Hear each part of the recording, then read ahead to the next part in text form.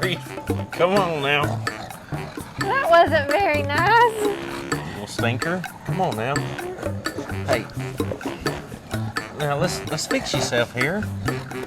Well, if you're comfortable. What's going on, guys? Welcome back to the House of Wrinkles, bringing you the how-to for English Bulldogs and other canine tips and tricks. So today, as you've seen on the thumbnail, we're going to be talking about the raw food diet. So you guys stay tuned.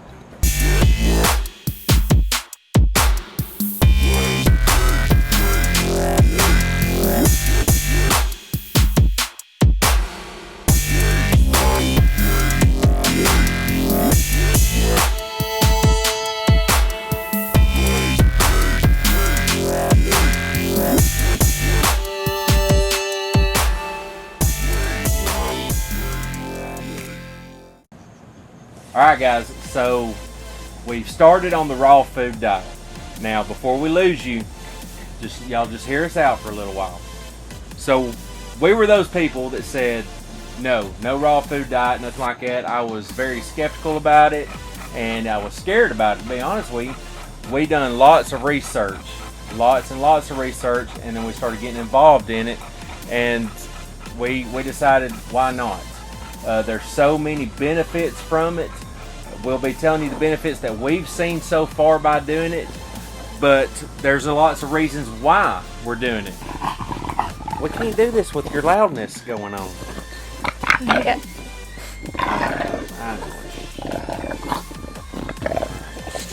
Whenever we done the tips and tricks 2 years ago, there was a gentleman on there that commented and said, you people, everyone needs to stop feeding kibble. And I thought the guy was crazy. But later on, it did just ignite a little fire in my mind, and I was like, well, you know, let's look into this.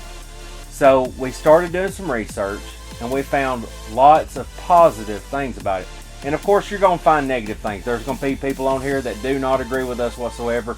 It's all subjective. But we personally think it's a very positive thing. All the research that we've done, like I said, it's all beneficial to our babies, to our 5 bulldogs. There's so many things that make sense about doing a raw food diet. You look back to the gray wolves, where all dogs come from. They lived off of a raw diet. I'm sure there wasn't some old man a million years ago out there spreading a bunch of O'Roy out in the woods for them. They all lived on O'Roy, you know? Or not on O'Roy. They all lived on the raw diet. That's just what they know. And that's where our dogs' ancestors, that's what they eat. So their bodies are designed to intake raw dog food or raw food. With all of our research, we've stumbled up onto some very good information we're going to share with you. But before we share with you, there is one lady, Dr. Becker. Dr. Becker. I'll put a link to her videos down below. And there's a 3-part series where she really goes into depth about this. And this woman really knows what she's doing. She knows what she's talking about, and that enlightened us tremendously. We had already decided more or less that we were going to go ahead and do raw food. Then we found her, and there was no question about it whatsoever. Well, so in her video, she explains, we'll just kind of touch on a little bit of what she says, and we encourage you to watch it yourself because it's super interesting. She's a really smart woman. But she talks about how the dog generated from the gray wolf. And she gives examples about different animals and what their bodies are designed to eat. And she mentions, for instance, a cow is designed, their body's designed to eat grass, and if its mouth, its teeth, everything is designed to eat grass. She said that dogs and cats, so this is also for cat lovers, their bodies, their digestive systems are designed to eat raw food, and their digestive systems are designed to put food in and move it out quickly. She also gave the example of like a snake. If you gave a snake the option to eat grain and it only had the choice to eat grain, it would die. But she said that dogs and cats, their bodies are not designed that way. they can eat what you give them and survive off of it, but that doesn't mean that what they're getting is what's good for them. So basically, you know, dog food's been around for about 100 years, but dogs and wolves have been around for millions of years. So what were they eating before dog food? And she said that basically if you give your dog food, it's not going to die right away. But what we're seeing is the effects of the dog food through health issues, skin issues, irritations, what am I trying to say? It helps with allergy problems. Allergies, that's what I was trying to think of. The shedding part, the skin, and we're going to get into that. The biggest benefit that we've seen with this is through Lulu. We've told y'all about a lot of the health issues Lulu's had, and we've seen a major improvement out of her. But going back to this, like Amber was saying, as far as the snake part goes, she was saying that if you gave a snake the option to eat grain or nothing at all, it would choose nothing at all. It would die. Just like the dogs, not even English Bulldogs, of course this applies to every dog, every breed. Dogs are made to adapt to whatever they're eating. They can survive. They're not getting all the nutrition that they're supposed to be getting, but they can still live. And you think about it, I mean, life expectancies of a lot of dogs are very low. I mean, they say an English Bulldog is only supposed to live about 8 years. But going back to they come from a gray wolf, gray wolves live up to 20 years, if not longer. Back in the older days, we don't know exactly how long, but we think that a lot of it, and this is our personal opinion, we think that a lot of it comes from all this mess that we're buying in the store that we really don't have any idea what's in it is feeding them and causing health issues and shortening their life expectancy. Well, she gets into basically where dog food comes from and talks about the fact that the ingredients that are in this dog food is basically from like diseased farm animals, uninspected parts from like seafood that they throw out. She even mentions roadkill, which I'm not trying to accuse any pet food store of using roadkill, but I'm just saying we don't know what is in there. These meats are obviously not your FDA grade meats that are in this dog food. And also a good point that she brought out too was that these dog foods are dehydrating. Basically, they're cooked at extreme temperatures. It's cooking out all the vitamins, all the nutrition that they're supposed to be getting. They cook it at a very high temperature, and then they go back and they do a bunch of additives to try to supplement for that. So it's not really what I would call natural, And what we've noticed, well, I know we were going to get into that, but we'll talk about all the benefits that we've seen since we've started this. But one of them is they don't drink as much water because natural meats consist of 70% water, which we had no idea. So natural meat that is bought at the grocery store, raw meat, is 70% water. So it is definitely hydrating your dog by giving it to them. That's one thing I do want to make sure we make this ourselves clear on about this, because it scared us to death. Had we not have done the research, we would have been like, what's going on? They don't drink as much no more. We had, with all of our babies, we had 3 bowls of water. Huge bowls. Big bowls. We were constantly filling them up, twice a day maybe? Well, more than that. Maybe I would say 3 or or 4 times I would They change were constantly drinking water, and that goes back to all this mess that they're processing is dehydrating them. They were trying to stay hydrated. So we never really put any thought into it of them drinking so much water, We just thought it was natural. Yeah. Now, with the raw food diet, they're getting so much of that water and they're getting everything they need. They're not dehydrated. Now we're to the point where we're having to pour. We've got 1 bowl. We're having to pour it out to keep it sanitary, keep it cleaned out, and add more water. We're down to just 1 bowl. So they're getting the liquids that they need, and it's just been. They're just healthier all around. We can tell such a big, huge, tremendous difference. To be honest with you, we'll get into Lulu. Thinking back now, the problems that Lulu had, it almost just breaks my heart because we look back and she just didn't feel good. Well, we did a video a few weeks back or a few months back about grain or no grain. Basically, we were going off the research that we had done about grain versus no grain in your dog food diet. Well, at the time I explained that Lulu had a lot of skin problems. We went grain-free, it cleared that up, and it did, which showed that she is obviously allergic to grain. But Dr. Becker goes into the fact that dogs are not designed to eat grain. That's just something that dog food companies have started putting in dog food.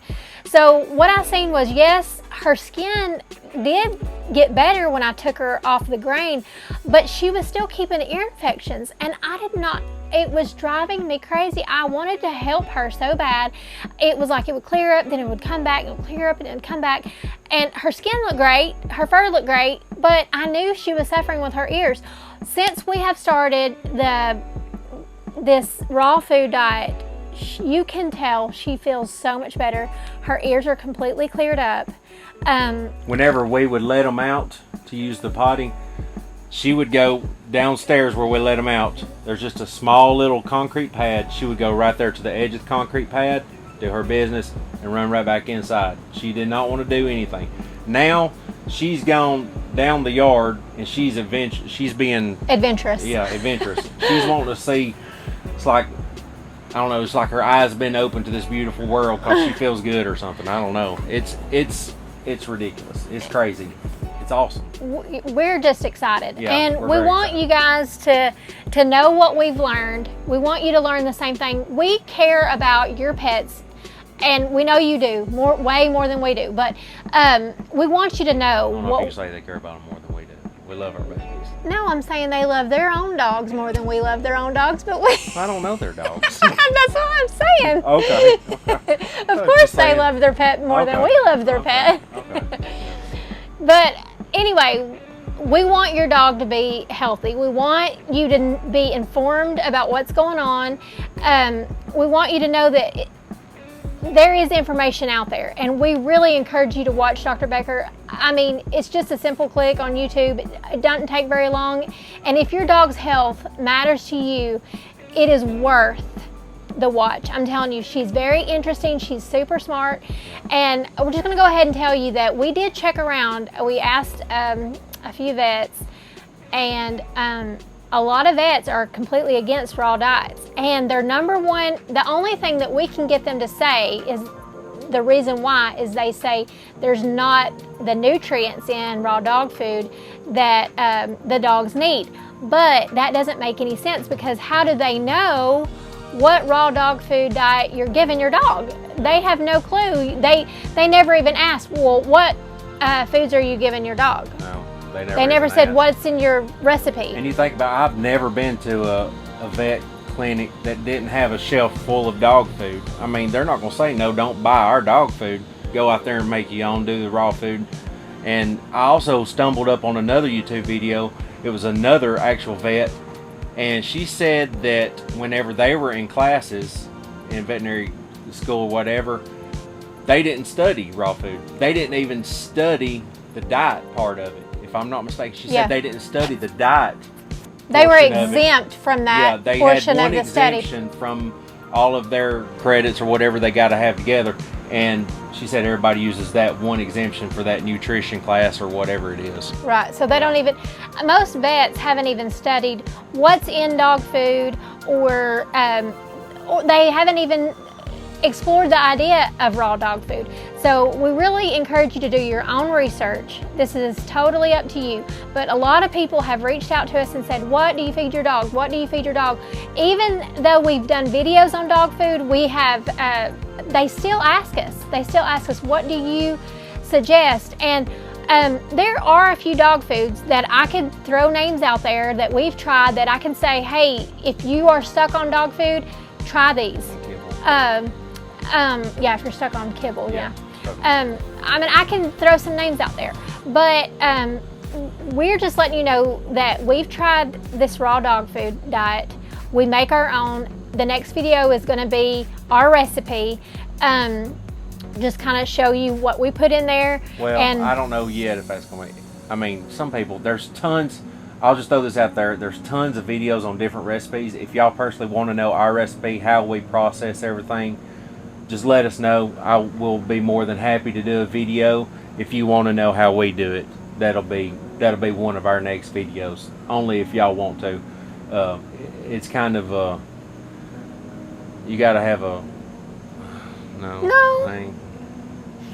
He's trying to say it's gross, and I mean, for some people I guess it is, but I think I have the weakest stomach ever, and it doesn't bother me at all. I mean, but it all goes back to, all right, as far as, we'll just go ahead and tell you what's in our raw dog food. It's chicken, ground beef, carrots, green beans, all organic, and the bone. But we grind it all up because the bone is very good for them. Now you can, if you start doing research, you'll find some videos where they give them like a whole chicken quarter. That's very good for them. That's nature's toothpick. It cleans their teeth. It gives them fresh breath. Extremely good for their teeth. But you know, if your dog's never had a piece of raw chicken with a bone in it, I don't suggest just don't give it to them and walk out of the room by any means. You want to work your dog up to this, Yeah. especially if it's been used to eating little dry pebbles. I mean, you don't want to just throw a dog a bone. No pun intended. All right, guys. So I guess we've rambled on enough. We just really want you guys to just consider it, look into it, find out if it's what you want to do. Like I said, I'll have the link to the description to Dr. Beckers' video below. It's a 3-part series. Y'all be sure to check it out. She really goes into the more or less the scientific part of it and explains a lot of it. She does a great job of explaining it. But anyhow, anything you want to add? I think that's it. All right, guys. Appreciate y'all watching. Y'all be sure to like, share, and subscribe. Follow us on Facebook, Instagram, and Twitter. And also be sure to join us Wednesday nights at 8 p.m. for Way Too Cute Wednesdays. And we'll see you next time.